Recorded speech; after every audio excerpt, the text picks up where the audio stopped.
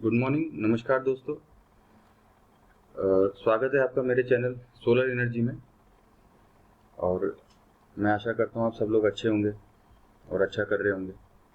जैसे कि दोस्तों मैंने चैनल शुरू किया है, जो भी अपने स्टूडेंट्स वगैरह हैं, वर्किंग प्रोफेशनल हैं और जो भी अपनी इंफॉर्मेशन सोलर फील्ड में ज़्यादा गैदर करना चाहते हैं और उनको हेल्प रहेगी अपना जॉब वगैरह सर्च करने में सोलर कंपनीज में भी। और जैसे कि पता है कि अभी पावर सेक्टर में सोलर काफ़ी बूम पे चल रहा है, तो इस पे अभी गवर्नमेंट ऑफ इंडिया भी ज़्यादा फोकस कर रही है सोलर प्लांट सेटअप करने में। अभी 2022 तक का जो टारगेट है 100 गीगावाट प्लांट का इंडिया के लिए, और 2030 में 450 गीगावाट सेटअप करने का पूरा प्लान है। तो अभी बहुत सारी कंपनीज आ रही हैं सोलर में, कंपटीशन भी काफ़ी ज़्यादा हो रहा है और जॉब्स भी बहुत ज़्यादा है सोलर में। तो मैंने चैनल शुरू किया है ताकि स्पेशली स्टूडेंट्स वगैरह को इसमें काफ़ी हेल्प रहे कि कैसे सोलर के बारे में बेसिक से लेकर उसको डिज़ाइन वगैरह कैसे किया जाता है। इसमें आपको मैं सारे चैनल अपने चैनल में बताऊंगा। और इसमें हम आगे ऑटो के डिज़ाइनिंग भी करेंगे और और सोलर का जो गूगल स्केचअप है उस पर भी हम डिज़ाइन करेंगे, रूफटॉप प्रोजेक्ट्स वगैरह। और पीवी से इसमें हम जनरेशन वगैरह चेक करेंगे कि सोलर पावर प्लांट लगाने से पहले जो हमारा जनरेशन होता है वो पहले उसको चेक करते हैं कि कितना जनरेशन हो रहा है, उसके बाद ही हम सिस्टम डिज़ाइन करते हैं। तो कोई भी सोलर प्लांट से लगाने से पहले हम उसका सर्वे करते हैं, उसका पोटेंशियल चेक करते हैं कि कितना उसका जनरेशन यील्ड कितना होगा हमारा, उसके बाद ही हम सिस्टम को डिज़ाइन करते हैं। तो दोस्तों आज मेरा जो क्लास का टॉपिक रहेगा वो सोलर ऑफ ग्रिड की कैलकुलेशन रहेगी। तो पहले मैं बता देता हूँ कि जो सोलर प्लांट्स कितने टाइप के होते हैं। बेसिकली पहला होता है ऑन ग्रिड। ऑन ग्रिड का मतलब जैसे पता लग रहा है कि वो ग्रिड यूटिलिटी से कनेक्ट रहता है। तो जब हमारा सिस्टम जो रन कर रहा है तो एक तरह से वो यूटिलिटी ग्रिड से जुड़ा हुआ है। तो जो भी हम इलेक्ट्रिसिटी जो भी जनरेशन हो रहा है वो कंजप्शन होता है घरों के लिए मान लीजिए, और जो एक्सेस होता है वो नेट मीटरिंग के थ्रू यूटिलिटी ग्रिड में चला जाता है। अभी मैं नेट मीटरिंग आपको बता देता हूँ कि नेट मीटरिंग क्या होती है। नेट मीटरिंग में क्या होता है कि डिस्कॉम जो यूटिलिटी स्केल क्या करती है कि जो हमारे घर में एग्जिस्टिंग मीटर होता है उसको हटा के वो नेट मीटरिंग लगा देते हैं। वो बाई डायरेक्शनल होता है, जो मतलब चेक करता है कितना एनर्जी इंपोर्ट हो रहा है और कितना एक्सपोर्ट हो रहा है, तो दोनों वो काउंट करता है। उसको बोलते हैं नेट मीटरिंग सिस्टम। तो मतलब जितना कंजप्शन हो रहा है ठीक है, एक्स्ट्रा हमारा ग्रिड में चला जाएगा। और इसमें क्या होगा कि मान लीजिए जैसे यूटिलिटी ग्रिड हमारा बंद है, लाइट कट हो गया, तो वो एक्सेस फीड नहीं कर पाएगा, वो स्टेट की पॉलिसीज वगैरह हैं। तो on grid system comparatively cheap होता है, सस्ता होता है लगाने के लिए as comparison to off grid. दूसरा होता है off grid. Off grid system हम डिज़ाइन करते हैं जहाँ पे गांव वगैरह में, कस्बों में, जहाँ पे इलेक्ट्रिसिटी एक्सेस जो यूटिलिटी ग्रिड से कनेक्ट नहीं होता, तो उसमें मेजर प्रॉब्लम होता है और वो बैटरी के साथ कनेक्ट होता है। तो बैटरी का काम क्या होता है, वो फीड करता है बिल्डिंग्स को और स्टोर करता है एनर्जी को और कन्वर्ट करता है from DC to AC with the help of inverter की मदद से। तो इन्वर्टर्स वगैरह हम लगाते हैं। और ऑफ ग्रिड सिस्टम जो होता है वो एक्सपेंसिव होता है ऑन ग्रिड सिस्टम से। तीसरा होता है हाइब्रिड। हाइब्रिड सिस्टम क्या होता है, कॉम्बिनेशन होता है तीनों का, दोनों का, ऑन ग्रिड का एंड ऑफ ग्रिड का। तो हम आज देख लेते हैं ऑफ ग्रिड की कैलकुलेशन कैसे होती है। सबसे पहले हम सिस्टम डिजाइन करने से पहले घर में उसके लोड वगैरह चेक करते हैं, इक्विपमेंट का कितना हम इक्विपमेंट यूज कर रहे हैं, क्या उसकी लोड है। ये शीट मैंने लिया है दोस्तों, ये लोग आप चेक कर सकते हैं, गूगल से आपको मिल जाएगा। मान लीजिए एलईडी बल्ब है, उसका कितना वॉट कैपेसिटी है, कितने घंटे हमको चलाना है डे और नाइट के हिसाब से क्वांटिटी, और किलोवाट, ये सब आपको गूगल पे भी मिल जाएगा दोस्तों। और मंथली यूज इसका निकल जाएगा, एक एक्सेल शीट में हम बना सकते हैं इसको। तो एलईडी का है, पंखे का है, टेलीविजन का, फ्रिज का, वॉशिंग मशीन, एसी, ऐसे करके ये सब मैंने इस पर बनाया हुआ है एक्सेल शीट पे। और सोलर इंस्टॉलेशन सीट ये है। उससे पहले मैं आपको थोड़ा पीपीटी में समझा देता हूँ, थोड़ा सा कुछ नए दोस्तों को मेरे कुछ परेशानी हो रही होगी जो सोलर फील्ड में अभी पहली बार स्टार्ट कर रहे हैं। तो ये पीपीटी मैंने बनाई है दोस्तों, इसमें सोलर प्लांट के बारे में,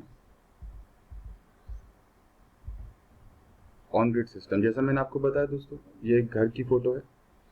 तो यहाँ पे आप देख रहे हैं सोलर पैनल लगा हुआ है। इसमें जनरेशन कैसे होता है, जब सन की रेज जो स्ट्राइक करती है मॉड्यूल के ऊपर, तो मॉड्यूल क्या करता है, सोलर एनर्जी को एब्जॉर्ब करता है, उसकी फोटोन एनर्जी को। तो कुछ रेज जो होती है सोलर की वो पड़ती हैं, उसमें वो एंटर करती है और कुछ रिफ्लेक्ट बैक करती हैं जितनी ज़रूरत होती है। तो इसका काम क्या होता है, सोलर मॉड्यूल का कन्वर्ट करता है डीसी को AC with the help of inverter की वजह से, केवल यूटिलाइजिंग पर्पज। यहाँ पे इन्वर्टर लगा हुआ है। फिर ये नेट मीटरिंग है, सरप्लस इलेक्ट्रिसिटी ग्रिड में चली गई नेट मीटरिंग के थ्रू। ये ऑन ग्रिड की फोटो है दोस्तों। और ऑफ ग्रिड से यही मैंने आपको बताया, बैटरीज वगैरह लगी है यहाँ पे। हाइब्रिड क्या है दोस्तों, इसमें कॉम्बिनेशन है दोनों का। नेट मीटरिंग मैंने बता दिया आपको। ग्रिड का टैरिफ है। ग्रिड का टैरिफ डिपेंड करता है, जो डिस्ट्रीब्यूशन सिस्टम ऑपरेटर है वो डिसाइड करता है कितना टैरिफ। तो सभी को पता ही है, जैसे घर में हम जो बिजली का बिल देते हैं वो टैरिफ आता है, मान लीजिए 4 रुपये 25 पैसा है, तो वो डिसाइड करता है डिस्कॉम, जिसका काम होता है केवल इलेक्ट्रिसिटी को डिस्ट्रीब्यूशन करना एंड टू एंड कस्टमर के पास। कंपोनेंट्स हो गए इलेक्ट्रिसिटी बिल के। फीड इन टैरिफ क्या होता है, ये रिन्यूएबल एनर्जी प्रोड्यूसर जो होते हैं वो चार्ज करते हैं हमारे ईच यूनिट के हिसाब से, जो कि इंजेक्ट करते हैं ग्रिड में।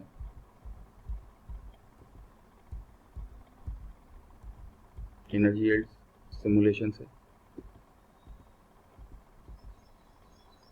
ये सब कॉस्टिंग है। ये फोटो है ground mounted solar PV panel की। स्पेसिफिक एनर्जी कैलकुलेशन है। अभी कुछ लोगों को परेशानी हो रही होगी, मैं समझता हूँ, लेकिन हम धीरे धीरे फोकस करेंगे इसमें।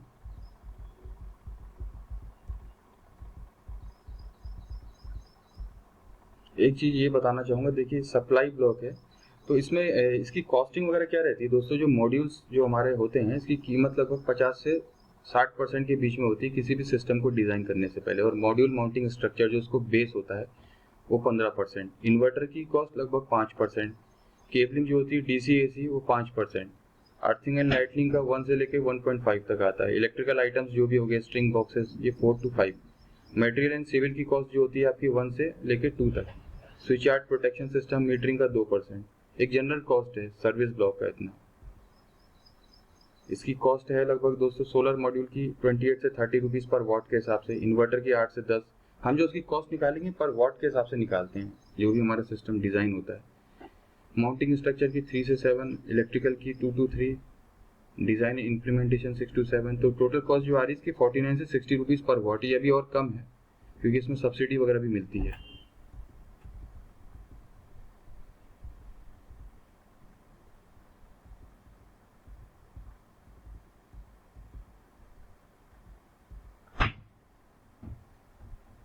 ये एक कॉस्ट लगी है हमारी 100 किलोवाट सिस्टम डिज़ाइन करने के लिए, 60 लाख रुपीज़ आ रही है। एसिलेटेड डेप्रिसिएशन जो है, डेप्रिसिएशन मतलब जो कम होना होता है 20%। कोई भी प्लांट हम लगाते हैं तो उसकी कीमत डेप्रिशिएट होती है।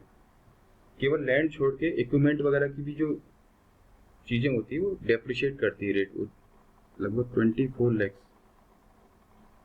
कॉर्पोरेट टैक्स रेट हो गया 35%। टैक्स रेट कितना किया, 8,40,000। नेट कॉस्ट आ रही है सोलर सिस्टम की 51,60,000। एक कैलकुलेशन है ये।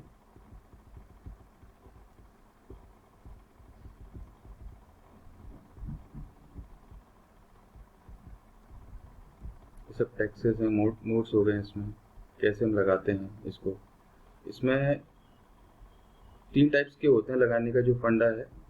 कैपेक्स मोड में क्या होता है, जो कस्टमर है मान लीजिए वो अपने लिए खुद के लिए लगा रहा है तो वो ओन करेगा, फाइनेंस भी करेगा और किसी ईपीसी कंपनी को टाई अप करेगा तो वो पूरा सिस्टम डिजाइन करके इंस्टॉलेशन कमीशनिंग करके उसको देंगे। सेकंड होता है रेस्को। रेस्को क्या होता है, थर्ड पार्टी डेवलपर होता है जो टाई अप कर लेता है किसी भी घर के मालिक से, तो वो एक पावर परचेज एग्रीमेंट सेटअप करता है। तो वो क्या करता है कि घर का मालिक जो होता है उतना ही उसको इलेक्ट्रिसिटी का बिल देता है जितना वो यूज करता है, और एक्सेस इलेक्ट्रिसिटी हमारा डिस्कॉम को चली जाती है, और वो डिस्कॉम वो जो भी उसका चार्जेस होता है वो रेस्को डेवलपर को देता है। और रेस्को डेवलपर जो उसके घर के ऊपर जो छत होती है उसको लीज में लेता है सोलर मॉड्यूल सेटअप करने के लिए, तो वो चार्ज उसको देता है। तो ये एक पावर परचेज एग्रीमेंट के थ्रू होता है। एक कैपेक्स मॉडल है, पावर परचेज एग्रीमेंट से होता है। तो हम इसकी कैलकुलेशन देख लेते हैं। सोलर इंस्टॉलेशन का ये हमारा लोड कैपेसिटी हो गया सिस्टम का, ऑपरेटिंग आवर्स हो गया हमारा। डे और नाइट के हिसाब से हम कंजप्शन अलग रखते हैं क्योंकि डे में हमारा कम यूज़ होगा, नाइट में अगर ज़्यादा होता है उसके हिसाब से हम कर लेते हैं। कैलकुलेशन है टोटल डे कंजप्शन का 24.292 किलोवाट आ रहा है, टोटल नाइट कंजप्शन आ रहा है आपका 17.280। तो टोटल कंजप्शन दोस्तों हम ऐड कर लेंगे डे और नाइट का, तो 42 किलोवाट आ रहा है। पीआर जो होता है किसी भी सिस्टम का सबसे इंपॉर्टेंट पैरामीटर होता है पैरामीटर पीआर हमारा 75 से कम नहीं होना चाहिए। इसका फॉर्मूला है सोलर प्लांट कैपेसिटी का total consumption upon PSH into performance. तो 11 किलोवाट मतलब हमको 11 किलोवाट का सिस्टम डिफाइन करना पड़ेगा। टोटल कंजप्शन हमारा हो रहा है 42, यहाँ पे टैरिफ आ रहा है हमारा 6.22, ये डिसाइड किया हुआ है। इसके हिसाब से हमारा जो कैलकुलेशन करके रिटर्न ऑन इन्वेस्टमेंट, मतलब हमको जो ये पैसा अपना लगाया हुआ है वो 4.49 ईयर्स लगभग 5 साल में रिकवर हो जाएगा। 45 लाख 10,000 समथिंग कॉस्ट आ रही है।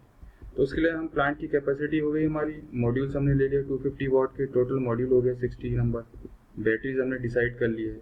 ये सब आपको ईपीसी कंपनी देगी। मैं एक जस्ट कंसेप्ट आपको क्लियर कर रहा हूँ कि इसमें डिजाइनिंग वगैरह का क्या, किस हिसाब से हम इसे डिजाइन करते हैं इक्विपमेंट। बैटरी का साइजिंग जो है वो सारा आपको बैटरी की कंपनी से मिल जाएगा।